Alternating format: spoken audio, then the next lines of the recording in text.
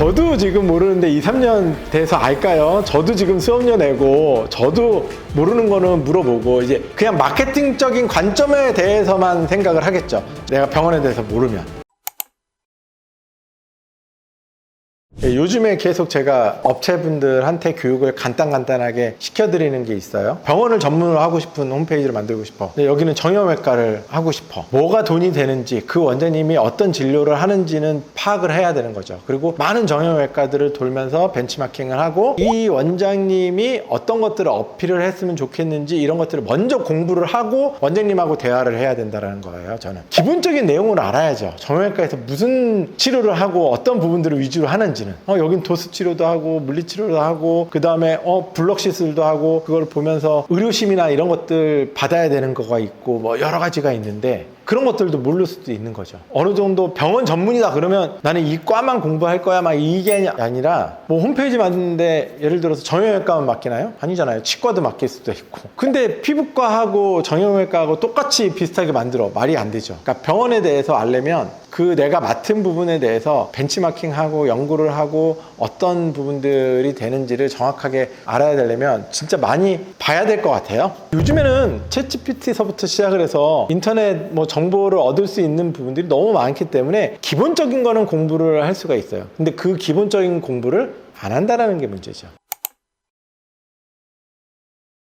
챗GPT도 마찬가지로 프롬프트에서 암만큼 집어넣어야지 결과물이 나오죠. 챗GPT 쓴다고 질문을 한다고 무조건 되는 부분들이 아니라 로컬에서 제일 많은 병원들의 과들부터 정리를 해야 될 거예요. 무슨 과, 무슨 과, 무슨 과, 무슨 과, 무슨 과. 과별로 정리가 되고 그 과에 맞춰서 특성들이 분명히 있어요. 뭐 내과, 가정의학과, 뭐 소아과, 뭐 이런 과들에 대한 부분들이 특성들은 그 특성을 알아야지 어떤 부분들이 어떤 과가 의뢰가 들어왔을 때 구체적인 고민을 할 수 있을 거예요. 그리고 또 병원급이냐 일반 로컬급이냐 이런 것들도 생각을 해야 돼요. 거기서부터 시작을 해야 될 것 같은데요. 그냥 마케팅적인 관점에 대해서만 생각을 하겠죠. 내가 병원에 대해서 모르면. 근데 병원에 대해서 과별로 정형외과 원장님이 나와서 어깨 질환이라든지 엘보라든지 뭐 여러 가지 그런 질환 뭐 엑스레이 관련된 어떻게 찍고 뭐로 하고 하면 그걸 알아들어야 되는데 모르고 그 부분들을 질문을 하게 되면 틀리겠죠.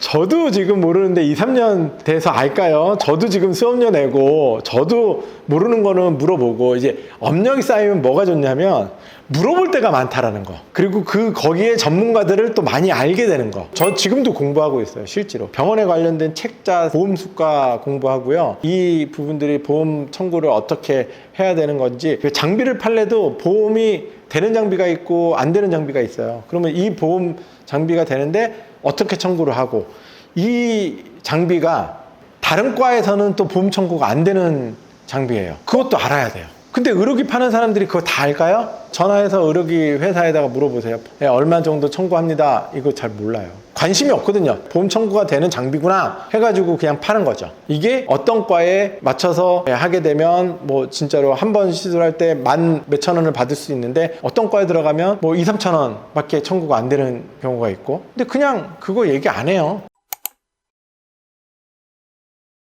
공부할 수 있는 것들은 정말 많아요. 원장님이라고 모든 질환 다 봐요?